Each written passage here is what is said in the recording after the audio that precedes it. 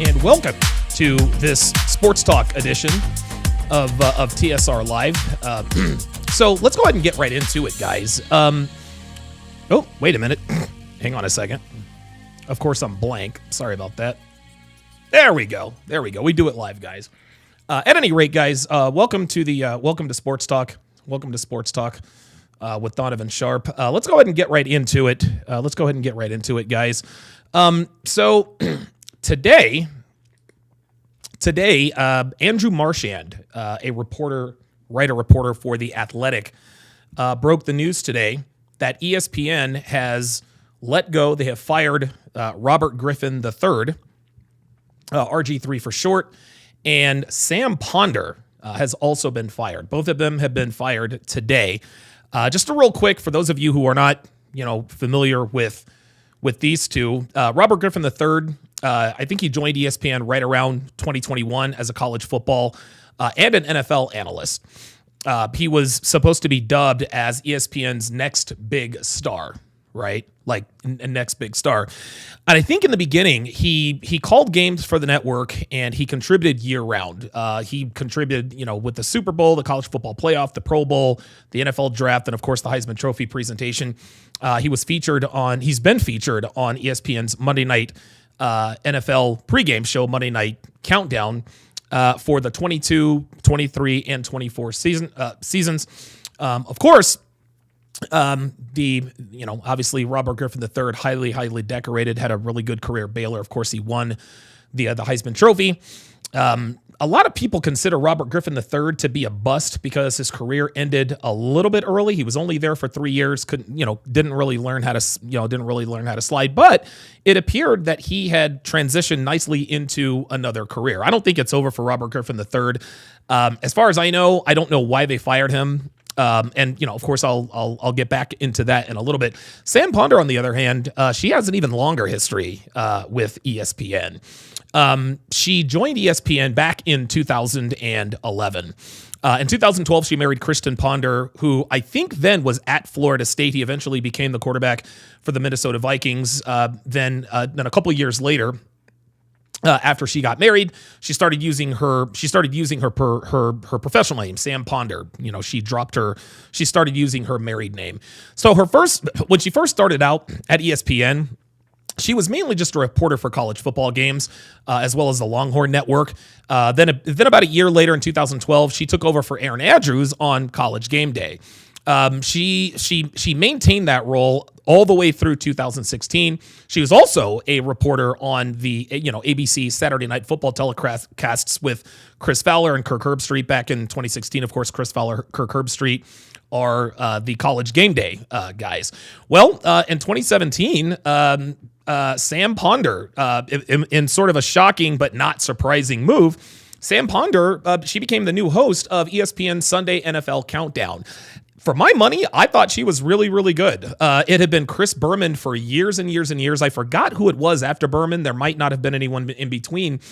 But, listen, you guys know that I'm an RP guy. But as far as I'm concerned with sports, as long as you can do the job, I'm not mad at you. For example, Mina Kimes is not good at her job. She's not a good analyst. I think she just mainly parrots off of people and gets offended when people get upset with her takes. I don't think Mina Kimes is qualified to be in the position that she's at. Elle Duncan, I don't think she's qualified either. I think she's too mannish. She's obviously a militant feminist. The list goes on and on. There are, however, there are women, however, that are actually good at their jobs on TV in sports. Sam Ponder happens to be one of the few exceptions. I thought she did a fantastic job on ESPN's Sunday NFL Countdown. I want to say she's the third ever host. Of course, being Chris Berman, then Sam Ponder. I had no idea who was in the middle. That's how forgettable that was. But the bottom line here, guys, is that I think the reason why, and I consider myself, listen, I don't want to get it right, or I don't want to be right. I want to get it right. I predicted a while back that ESPN Bet would eventually be the saving grace for ESPN. When ESPN announced that they were, getting into the gambling business, immediately I thought to myself, okay, there is absolutely going to, like, this is going to save ESPN because you've got FanDuel, DraftKings. There are thousands upon thousands of gambling sites. Thousands of gambling sites. A lot of companies, a lot of businesses get in on this. It's almost like a literal cash cow. As soon as you start, as soon as they started ESPN Bet, I said, well, they've been saved. Well, the reason I said that they've been saved is that anyone who follows ESPN and the whole sports media game, they clearly understand that ESPN has alienated its audience. It's alienated its audience over the years. Now, it's not as bad lately, but I would say back in 2014, 2015, that's when ESPN really started to crank up the SJW stuff. The whole, let me be careful here, the whole rainbow thing with Michael Sam and his partner, they were very affectionate at the NFL draft. Then, of course, a few years later, Joe Mixon, who was accused of cold cocking a chick, they got him on camera. The girl hit him. He hit the girl. Of course, he's all sorts of media scrutiny. ESPN ran a clip when he got drafted. He actually fell in the draft because of that. The Cincinnati Bengals took him anyway. And while they were drafting him on the report, while they were reporting him, and the Cincinnati Bengals take Joe Mixon, ESPN ran, while he's up there shaking hands and we're talking, hey, he's got straight line speed, he's good back, just kind of giving the specifics. He's a good running back out of Oklahoma. ESPN is doing nothing but running this clip of him slugging this chick on a loop over and over and over again. ESPN was mad that Joe Mixon got drafted, and they did their level best to smear that dude's name. Thankfully for Joe Mixon, again, he's had a great career. This was his last year, if I'm not mistaken, with Cincinnati. I think he plays for another team now. That escapes me. But things like that really alienated a lot of ESPN viewers. And there are a lot of men who have left ESPN and have never come back. Now, listen, I still watch SportsCenter. Right. I'm not going to, a lot of guys like to say, well, I'm never going to watch ESPN again. Da, da, da, da, da. Listen, a lot of guys say a lot of things. Look, man, we can talk all we want about who we're going to boycott and things of that nature. I watch ESPN regularly. I watch FS1 regularly. If there's something that's on ESPN or FS1 that I don't like for my own personal reasons, I just don't watch. So I'm not going to be the guy who says boycott this or boycott that, but a lot of men have. Then, of course, there was that Gillette commercial. Then there was Michelle Beadle. Michelle Beadle absolutely lost her mind when she found out Urban Meyer wasn't fired by Ohio State because of something that happened with his assistant. I mean, it was just on and on and on and on. And so eventually guys started to walk away. Just like here in the dating market, guys started to walk away. Well, ESPN got the message, and slowly but surely they have throttled down the SJW stuff. They've throttled down, the endorsement of non-traditional sports, if you guys know what I mean. # Optimus Prime. Unfortunately, I think the damage has already been done. I think the damage is irreparable at this point because ESPN continues to have to fire some of its most popular on-air talent. Now, I'm not going to sit here and say that RG3 was a major contributor. I don't think he was a major contributor, but as far as I knew, I thought he was good at his job. I liked him on ESPN's NFL Sunday count or Monday Night Countdown. They're out there throwing, they're out there running routes with Randy Moss and, Robert Griffin III is the trigger man. They have a lot of fun out there, but that show will survive without RG3. And of course, Sunday NFL Countdown will survive without Sam Ponder.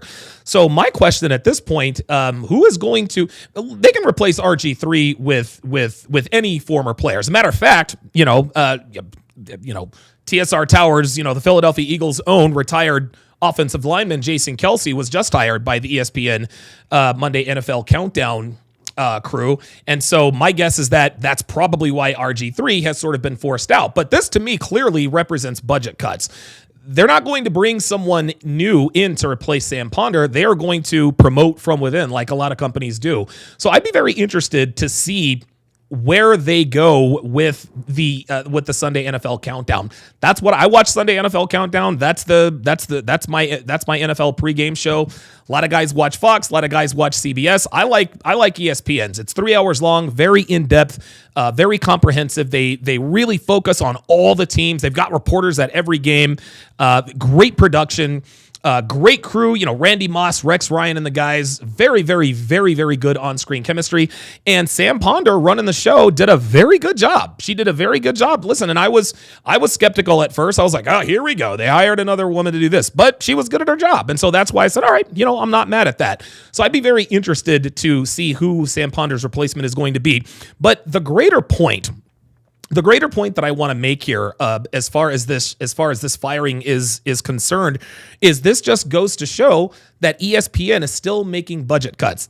ESPN has still not recovered from the decade plus that they alienated their main fan base with all of their shenanigans. And guys, we all know the usual suspects. Jamel Hill absolutely destroyed Michael Smith's career. I'm surprised he even still talks to her. When they hired guys like Jamel Hill, Michelle Beadle, who else was there? Elle Duncan, who is still there. ESPN has hired some militant feminists who were just absolutely over the top. Just over the top. It just turned a lot of people off. And I've noticed that Elle Duncan has dialed it back a little bit, but she still acts like a man. She thinks that shit is cute. This shit's not cute. It's not funny. It's not cute. I mean, okay, we get it. You're a Georgia Bulldog fan, but she likes to talk too much trash. Okay, fine. My guess is that she'll be out at some point. Maybe that's wishful thinking. Maybe it's not. But the point is that ESPN is now paying the price for having alienated its fan base for a decade plus. And this is not the first round of firings that we've had. I remember back in 2017, at the height of all this SJW stuff, they laid off a bunch of people. Danny Cannell, Ed Werder. I think Ed Werder might be back with ESPN. I can't remember. Yeah, Jay Blaze in the chat. By the way, shout out to him. He's the guy that made me aware of this. Yeah, Carrie Champion. Carrie Champion was just absolutely insufferable. I don't even know how these women get work anymore, but we'll see what happens. But I think clearly, and this is what Jay Blaze said to me in a personal chat. These are budget cuts. And yes, every company has budget cuts, but when you are releasing your most recognizable talent, that says to me that ESPN is still having money problems. I thought that ESPN Bet would be their saving grace, and maybe it still will be because it's very early on for ESPN Bet. We don't know what the return on investment is, and as far as I'm concerned, ESPN Bet does a great job. They go in depth on they go in depth on underwater basket weaving competitions like it's football. It's crazy. So I think that ESPN Bet has the potential to become the saving grace financially for ESPN. But until that happens, we're going to continue to get firings. Fashion is art, says Molly next, hopefully. Oh, no. Oh, absolutely not. No. Molly Karam, I'm going to tell you what, man. Molly Karam is very good at her job. She does a very good job at First Take. But Molly Karam has become increasingly mouthy. Like, Molly Karam is out here acting like we actually care about her opinion. Let's get one thing straight, okay? The star of the biggest star at ESPN, the biggest star of First Take is Stephen A. Smith. But it appears lately Molly Karam also wants to be the star. Molly's already a star, but she's not Stephen A. And if you watch First Take lately, she is becoming increasingly annoying, cutting off Stephen A. And yeah, I know they have this playful banter back and forth. He talks about her outfit. She talks about his receding, whatever the case may be. They go back and forth. I'm sure they're great friends or more than friends offline. But she really is becoming increasingly out of pocket. Like, she really is becoming increasingly annoying on the set. It's almost, and I'll tell you what, it actually reminds me of two other former hosts with FS1. So Colin Cowherd, of course, he is the host of The Herd, and he always had a co-host. When he moved over to FS1, his first co-host was a pretty blonde girl named Christine Leahy.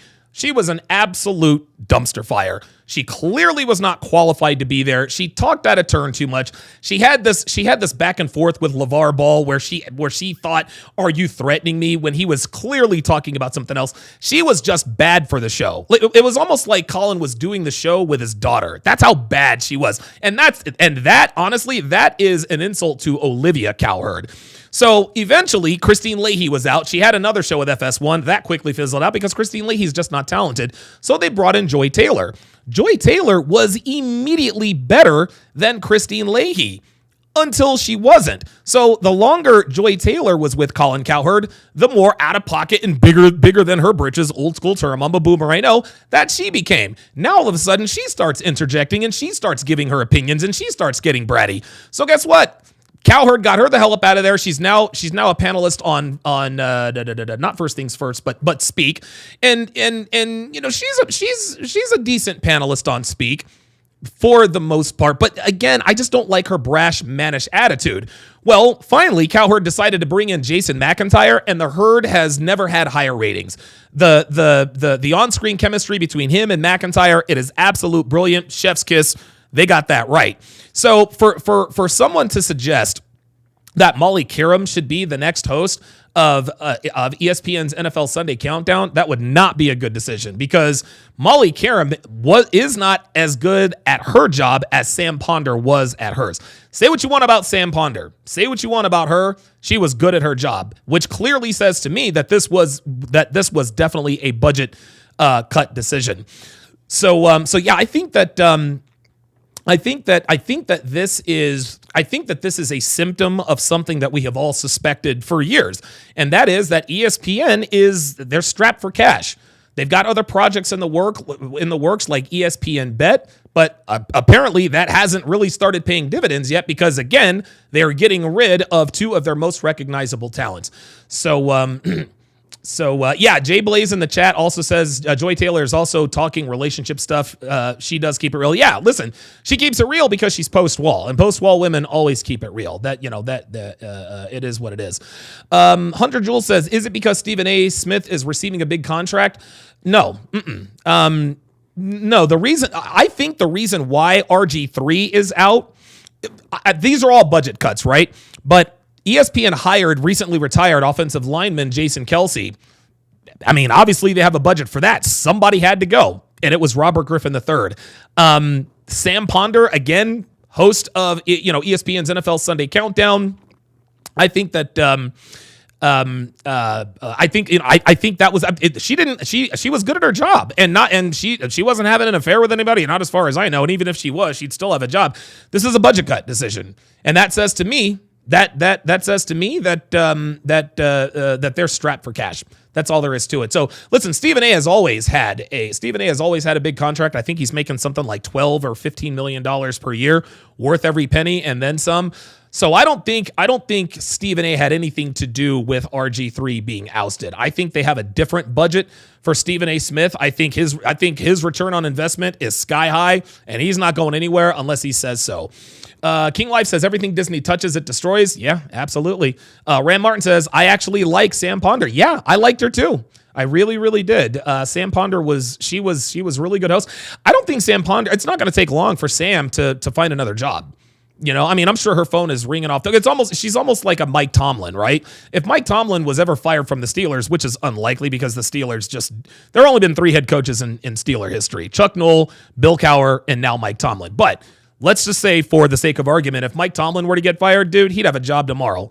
Dude, almost every team would line up for his services. Well, I think Sam Ponder is in not quite that boat, but I don't think it's going to be long before we see her on TV with another network. So at any rate, thank you guys for tuning in. Listen, tell me guys what you think in the comments. Let me know who you guys think should be the next host of NFL Sunday Countdown. I am definitely voting not Molly Qerim because she is absolutely out of pocket. But thank you guys for watching, and I'll see you on the next one.